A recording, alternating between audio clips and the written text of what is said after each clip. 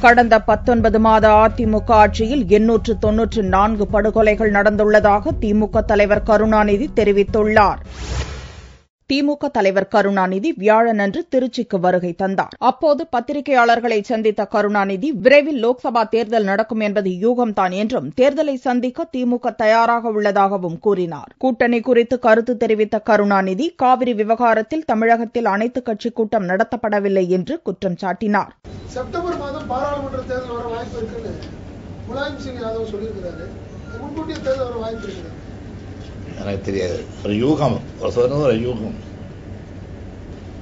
நாங்கள் யூகத்திலும் இல்லை, இப்பொழுது வியூகத்திலும் இல்லை. எல்லாம் நானே என்று இருக்கிற ஆட்சியில் ஆள் பார்ட்டியாவது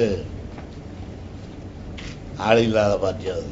அரசியல் கொலைகள் குறித்து நிருபர்கள் கேள்வி எழுப்பிய போது இதுவரை 894 கொலைகள் நடந்துள்ளன என்று குறிப்பிட்ட கருணாநிதி, ராமஜெயம் கொலை வழக்கில் சிபிஐ விசாரணை வேண்டும் என்று கோரிக்கை வைத்தார்.